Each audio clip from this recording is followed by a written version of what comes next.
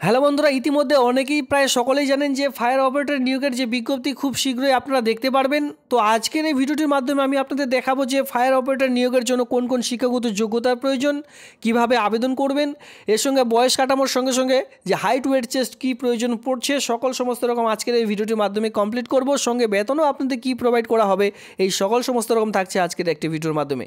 যারা বিশেষ করে এই ফায়ার অপারেটর পোস্টে আবেদনটি করতে চান, মানে ফায়ার অপারেটর পোস্টে নিজ জেলার মধ্যে, ওয়েস্ট বেঙ্গলের মধ্যে, নিজ জেলার মধ্যে যদি এই সকল কাজগুলি আপনারা পেতে চান, অবশ্যই চ্যানেলটিকে সাবস্ক্রাইব করে দিয়ে আমার সঙ্গে থাকবেন এমনই নিত্য নতুন ভিডিও সবার আগে দেখবার জন্য।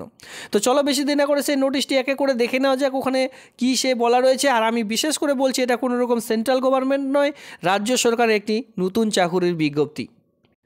সবার প্রথমে আমরা চলে আসবো এখানে আপনাদের বেতন কাঠামো কী প্রোভাইড করা হচ্ছে।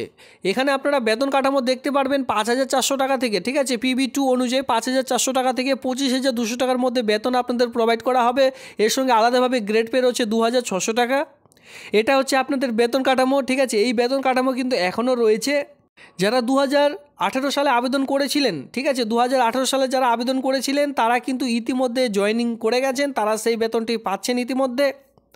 এবার আমরা কোয়ালিফিকেশনের মধ্যে চলে আসবে। এই যে ফায়ার অপারেটর রয়েছে, এই ফায়ার অপারেটর পোস্টের জন্য আপনাদের কোয়ালিফিকেশন কী প্রয়োজন পড়ছে সেটা খুবই গুরুত্বপূর্ণ আপনাদের সকলের জন্য সেটা।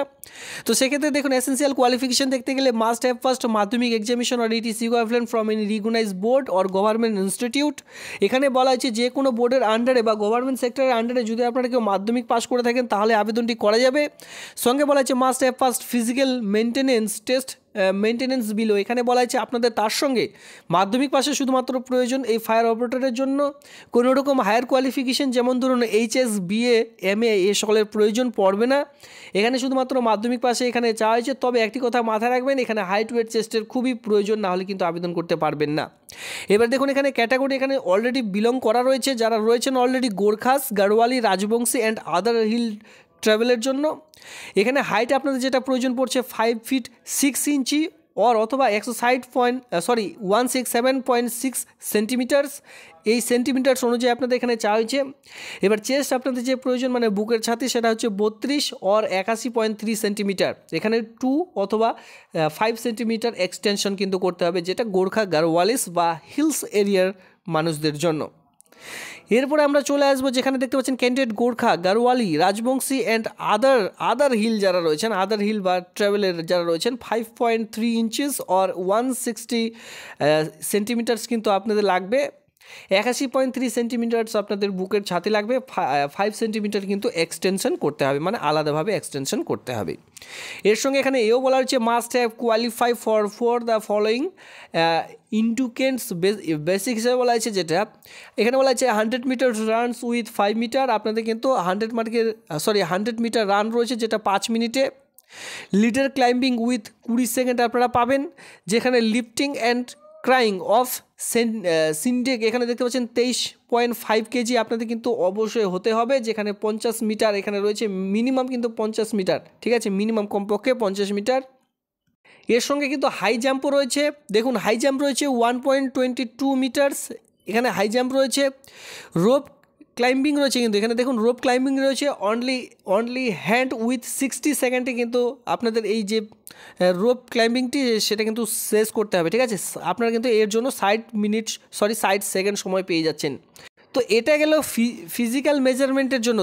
তো এই যে ফিজিক্যাল মেজারমেন্ট, এই যে হাইট ওয়েট, আপনি হাইট ওয়েটের সঙ্গে সঙ্গে আমি যে এখানে বলছি আপনাদের যে রানগুলি রয়েছে, এই সকল রান কিন্তু সঙ্গে সঙ্গে হয় না। আগে আপনাদের রিটেন এক্সামিনেশন হয়।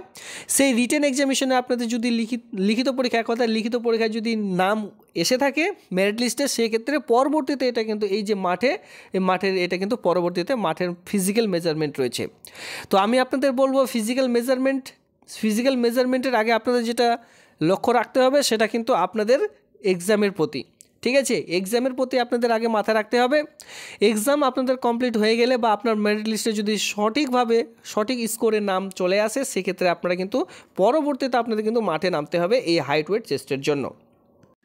এবার কথা হলো যে এখানে আপনাদের এজ কি প্রয়োজন। এজ লিমিট যেটা সকলের জন্যই প্রয়োজন পড়বে, সেটা কিন্তু 18 থেকে 87 ইয়ার্সের মধ্যে। দেখুন এখানে বলা আছে 18 থেকে 87 ইয়ার্সের মধ্যে। তবে এখানে SC ST হয়ে থাকলে যে বয়সের ছাড়, সেই ছাড়টি এখানে 2024 অনুযায়ী পেয়ে যাবেন। তো এরপর এখানে আপনারা দেখতে পারবেন যে আপনাদের 110 টাকা কিন্তু ফি পেমেন্ট এখানে লাগবে, যেটা জেনারেল ক্যান্ডিডেটের জন্য। আর বিশেষ করে এখানে আরও আলাদাভাবে 5% অথবা সমস্ত রকম চার্জ মিলিয়ে 20 টাকা আলাদাভাবে চার্জ করা হবে পরবর্তীতে। তো সেক্ষেত্রে যখন ফি পেমেন্ট করবেন 110 টাকা আর এদিকে 20 টাকা, টোটাল কিন্তু 130 টাকা আপনাদের ফি পেমেন্ট করতে হবে। এর সঙ্গে নিচে চলে আসবেন, এখানে আপনারা দেখতে পাচ্ছেন SC ST ক্যান্ডিডেট যদি আপনারা কেউ হয়ে থাকেন, সঙ্গে ওয়েস্ট বেঙ্গল ফিজিক্যাল যে পার্সন উইথ ডিসেবিলিটি যেটা হ্যান্ডিক্যাপ রয়েছেন তাদের জন্য কিন্তু এখানে কমপক্ষে 40% ডিসেবিলিটি হয়ে থাকলে কোনো রকম আবেদন মূল্য এখানে লাগবে না, আপনারা ফ্রিতে আবেদন করতে পারবেন। তো এবার কথা হলো যে এই যে রিক্রুটমেন্ট এটি কোথা থেকে প্রকাশিত হয়ে থাকবে? পাবলিক সার্ভিস কমিশন, যেটা ওয়েস্ট বেঙ্গল, যার অ্যাডভার্টাইজমেন্ট নাম্বার এভাবে করে দেওয়া থাকবে। তবে এটি কিন্তু একটি ওল্ড অ্যাডভার্টাইজমেন্ট নাম্বার, যেটা কিন্তু 2018 সালে আমাদের কমপ্লিট করা হয়েছে, ইতিমধ্যে তারা জয়েনিংও করে গেছেন সেই রিক্রুটমেন্টের নোটিশ। আমি আপনাদের এটি দেখালাম একটাই কারণে, আপনারা সকলেই জানেন যে ইতিমধ্যে খুব শীঘ্রই প্রকাশিত হতে চলেছে ফায়ার অপারেটর। এই যে ফায়ার অপারেটর পোস্ট রয়েছে এটা কিন্তু এর আগের বছরের, যেহেতু সেক্ষেত্রে দেখুন এর আগের বছরে যে সকল কোয়ালিফিকেশন ক্রাইটেরিয়াগুলি চাওয়া হয়েছে সেই সকল কোয়ালিফিকেশন ক্রাইটেরিয়া অনুযায়ী কিন্তু আবারও সেই সেম ক্রাইটেরিয়ায় নিয়োগটি করতে চলেছে। সেক্ষেত্রে আমি আপনাদের শিক্ষাগত যোগ্যতা, হাইট, ওয়েট, বয়স, বেতন এই সকল সমস্ত রকম জানিয়ে দিলাম। এই সকল সমস্ত রকম সেমই থাকবে, তাই সেই সকল সেম আমি আপনাদের দেখিয়ে দিলাম। সিলেবাস চেঞ্জ হলেও হতে পারে, তো তার জন্য সিলেবাসটি আমি এখানে আপনাদের দেখালাম না। এই যে পুরনো নোটিশ সেটি যদি ডাউনলোড করতে চান অবশ্যই আপনারা কী করবেন, টেলিগ্রাম গ্রুপে যুক্ত হয়ে যান। সেখান থেকে অবশ্যই আপনারা খুব আরও ভালো মতন দেখে শুনে বুঝে তারপরে কিন্তু অবশ্যই যে এই যে আমি আপনাদের যে সিলেবাসগুলি রয়েছে সেই সকল সিলেবাস ধরে ধরে অলরেডি আপনারা কাজ করে যেতে পারেন। কারণ কি ইতিমধ্যে বিভিন্ন রকম পত্রিকা, যেটা কিন্তু নামি দামি পত্রিকা, বর্তমান পত্রিকাও ইতিমধ্যে প্রকাশিত হয়ে চলেছে যে খুব শীঘ্রই এটি আসতে চলেছে। তো আসবেও, কারণ কি 2024 সাল সামনে, 2024 সালে এটি আপনারা প্রকাশিত হবে আর এটি আপনারা দেখতে পারবেন। পাবলিক সার্ভিস কমিশন ওয়েস্ট বেঙ্গলের মাধ্যমে ফায়ার অপারেটর নিয়োগ। তো ফায়ার অপারেটর নিয়োগের চাকরি যদি আপনারা পেতে চান অবশ্যই চ্যানেলটিকে সাবস্ক্রাইব করে সঙ্গে থাকবেন। যখনই অফিসিয়ালিভাবে 2024-এর নতুন নোটিশ প্রকাশিত হবে আমি কিন্তু সঙ্গে সঙ্গে তা ভিডিওর মাধ্যমে জানিয়ে দেবো। এই হচ্ছে আজকের এই ভিডিওটি ভালো লাগলে অবশ্যই ভিডিওতে লাইক করবেন। এমন নিত্য নতুন ভিডিও সবার আগে দেখবার জন্য চ্যানেলটিকে সাবস্ক্রাইব করে দিয়ে সঙ্গে থাকবেন। ধন্যবাদ।